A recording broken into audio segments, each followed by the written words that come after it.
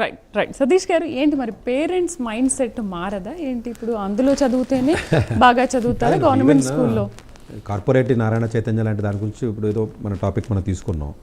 ఇప్పుడు యాక్చువల్గా వీళ్ళ ఇన్కమ్ ట్యాక్స్ ఫీజుల గురించి చెప్తున్నాం. యాక్చువల్గా అంటే లాజికల్గా కొంచెం నెంబర్స్లోకి వెళ్తేనండి 15 లక్షల మంది జేఈ ఐఐటి ఎగ్జామ్ రాస్తే 2 రాష్ట్రాల నుంచి రాసేది 2 లక్షల మంది ఉంటారండి మ్యాక్సిమం.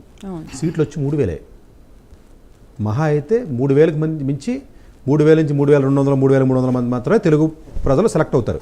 అంటే 2 లక్షలు మైనస్ 3,000 వేయండి, 1,97,000 మందికి సీట్ రాదు కదా. ఈ విషయం ముందు పేరెంట్స్ తెలియాలి. ఇప్పుడు సివిల్ సర్వీస్ ఎగ్జామ్ రాస్తారు. తెలంగాణ రాష్ట్రం మొత్తం మీద సెలెక్ట్ అయ్యేది 25 మందేనండి, 30 మంది. 25 మంది 30 మంది కూడా అంటే ఎవడో నాలంటోడు ఎక్కడో ఢిల్లీలోనో లేకపోతే ఏదైనా ఎయిమ్స్ ఢిల్లీలోనో కొంచెం మంచి మంచి కాలేజెస్ చదువుకున్నాడు, కోచింగ్లో లేకుండా చదివేస్తున్నాడు. ఆ 25 మంది అన్నా తెలియదు వాళ్ళకి. ఈ హైదరాబాద్లోను లేకపోతేనేమో విజయవాడలోనూ వ్యాపారం చేసి 4,000 3,000 కోట్ల వ్యాపారం చేస్తారు కదా. ఈ క్వశ్చన్ సెంటర్ ఒక్కడో సెలెక్ట్ అవ్వడం, అందులో ఉన్న ర్యాంకులు ఏవైతే మీకు ఉంటాయో ఈ అఫీషియల్గానే పబ్లిక్ ఎన్నోసార్లు చెప్పాను నేను, you take it any institute అండి. మీరు లా ఎక్సలెన్స్ తీసుకుంటారా, లేకపోతే ఇంకోటి ఏదో తీసుకుంటారా, లేకపోతే ఇంకో ఇన్స్టిట్యూట్ తీసుకుంటారా, రియల్గా ప్రిలిమ్సో మెయిన్స్ వీళ్ళ కోచింగ్ ఇస్తే ట్రైనింగ్ అయిపోయి వచ్చాడు ఒకడో ఉండడు ఆన్ ద స్క్రీన్. ఎన్నోసార్లు చెప్పాను నేను ఓపెన్గానే. ఇదేం కొత్తగా చెప్పేదాన్ని, నేను ఎప్పుడు ఇన్స్టిట్యూట్ పేరుతో సహా చెప్తాను ఉంటాను నేను జనరల్గా.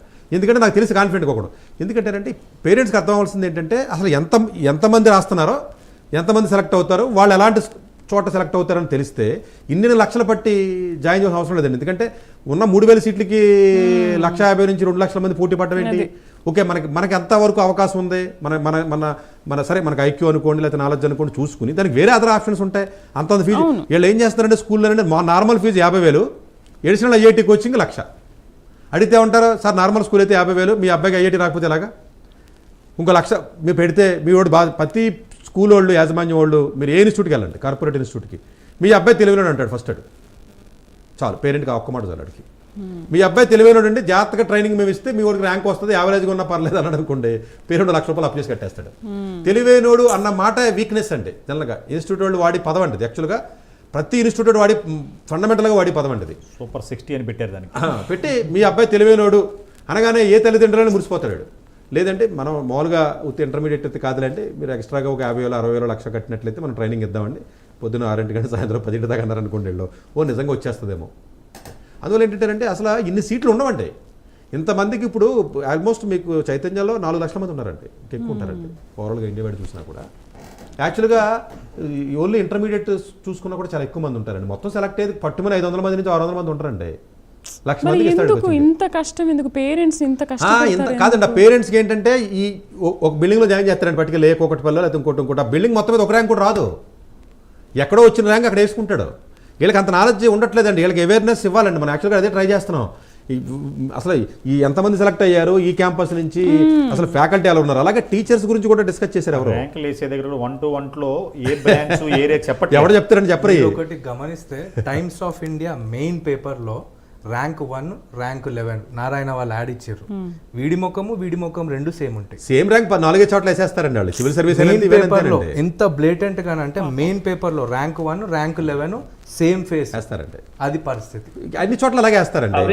అన్ని చోట్ల కూడా కోచింగ్ ఇన్స్టిట్యూట్ కూడా సేమ్ ర్యాంక్స్ యూజ్ చేస్తారండి. అన్ని ఇన్స్టిట్యూట్స్ జనరల్గా యూజ్ చేస్తున్నారండి. అది కరెక్ట్ కాదు సార్. ఇప్పుడు అలా ఫోటోలు వేయడం వల్ల మిగతా స్టూడెంట్స్ మధ్యలో గవర్నమెంట్ అనుకుంటాను అంటే బిఫోర్ కిరణ్ కుమార్ రెడ్డి గారి I think subject to correction ఈ ర్యాంకులు కొన్ని రోజులు వేయకూడదు చెప్పేసి బ్యాన్ చేశారు. మళ్ళీ ఏ విధమైన పొలిటికల్ లాబింగ్ జరిగిందో తెలియదు కానీ మళ్ళీ గెయిన్ స్టార్టెడ్. గవర్నమెంట్ రీసెంట్గా 2022-23లో ఒక సర్క్యులర్ ఇష్యూ చేసిన మినిస్టర్ ఆఫ్ ఎడ్యుకేషన్, దాని మీద ఒక వీడియో కూడా చేశాను నేను. చాలా క్లియర్గా చెప్తుంది, ర్యాంకులు మీరు వేస్తే దానికి ఒకవేళ శంకర్ ఐఏఎస్ అకాడమీ అని చెన్నైలో ఒకళ్ళు వేశారండి. అలాగా ఏంటి 300 మందికి వచ్చింది అన్నాడు. తమిళనాడు మొత్తం 40 మంది సెలెక్ట్ అవ్వలేదు. 300 మందికి వచ్చిందంటే ఆడి మీద పెద్ద కేసు వేసి పెనాల్టీ వేసి ఇష్యూ జరిగిందండి రీసెంట్గానే. సో కరెక్ట్ పాలసీ ఉందండి మనకి. అలా వేయకూడదండి. ర్యాంకులు వేసారనుకోండి, ఫాల్స్ అడ్వర్టైజ్మెంట్ ఇచ్చినా ఫాల్స్ ర్యాంక్ ఇచ్చినా కూడా యాక్షన్ తీసుకోవచ్చు. ఒక్కసారి ఇన్స్టిట్యూట్ మీద తీసుకుంటే చాలండి, మిగతా అన్ని ఆటోమేటిక్గా సెటరేట్ అవుతాయి. అలాగే టీచర్స్ చూడండి, టీచర్స్ కింద చూడరు, ఎక్కువ వర్క్ లోడ్ ఇస్తారు. చూడండి, ఈవెన్ సార్ కూడా చెప్పారు. ఇదేంటంటే ఇండియాలో టీచర్ ఉద్యోగం అంటేనే పనికిరానోడు టీచర్ అంటారు. అంటే లీస్ట్ ప్రయారిటీ అండి. మిగతా అన్ని దేశాల్లోనూ టీచర్ అంటే చాలా హై రెస్పెక్ట్, హై సాలరీస్ ఇస్తారు. మనకి 25,000 20,000 జీతం, గవర్నమెంట్లో జీతాలు ఎక్కిస్తాయండి, చాలా మంచి హై సాలరీస్ ఉంటాయి, 50,000 1,00,000. ప్రైవేట్లో ఇచ్చేది అంత అండి, జీతాలు ఇచ్చేది 20,000 5,000 కూడా ఉండవండి. అంటే దేనికి దేనికి పనికిరాలేదా జాయిన్ చేయండి. మీరు ఎవరైనా అడ్మిషన్ తీసుకెళ్ళారనుకోండి, ఇంట్లో ఎవరైనా లేడీస్ ఉన్నారనుకోండి, వైఫ్ పిల్లలను, ఏమన్నా మీరు చదువుకున్నారు డిగ్రీ, మాకు వచ్చే టీచర్ కింద ఎవరిని కనపడితే వాళ్ళు టీచర్ కింద వేసేస్తారండి చుట్టుపక్కల ఉన్న వాళ్ళందరినీ. అంటే ఇప్పుడు టీచర్కి కూడా వాల్యూ లేకుండా పోయింది. అలా లేకుండా చేసింది వీళ్ళే. వీడు పాఠం చెప్పండి, పాఠం చెప్పనవరో జీతం ఎక్కువ ఎవరు, ఫస్ట్ పాఠం చెప్పనవరు, కాంపిటీషన్ ఎక్కువ అంటారు, మనకి నిరుద్యోగం ఎక్కువ భారతదేశంలో, నువ్వు అడ్మిషన్ తెస్తే ఇలా ప్రతిదానికి లింకులు పెట్టేస్తున్నారండి. టీచర్కి వాల్యూ లేదు.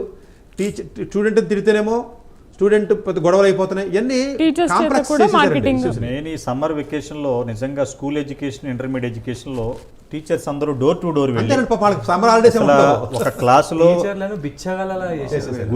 గురువు స్థానంలో ఉన్న టీచర్ని నిన్న కాక మొన్న బొబ్బిల్లోనే టీచర్స్ డే రోజు మాత్రమే ఆ గౌరవం గుర్తింపు కాదు, నిన్న మొన్న బొబ్బిల్లోనే విజయనగరంలో చూడండి టీచర్స్ డే కూడా చేయరు ఈ కాలేజ్. మహిళా దినోత్సవం రోజు ఎలాగైతే మహిళల్ని కాదండి, నిన్న మొన్ననండి బొబ్బిల్లోనే ఓ టీచర్, హై స్కూల్ టీచర్ ఎవరు చదవండి రా దండం పెట్టి గుంజులు తీసినట్టున్నాడు కదండి. పనిష్మెంట్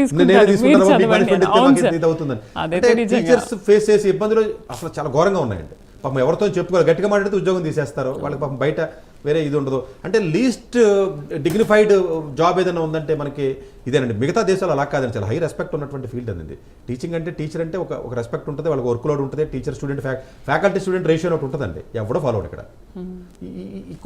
మినిమం క్వాలిఫికేషన్ ఇంత ఉండాలని చెప్పేసి లేదండి. ఎవడేం చదువుతున్నాడో తెలియదు, ఎవడేం చెప్తున్నాడో తెలియదు, ఏముండదండి. పిహెచ్డీలు, ఎంఎస్, పీజీలు, యూజీలు ఏముండవు. కాల్ చేద్దాం. చంద్రశేఖర్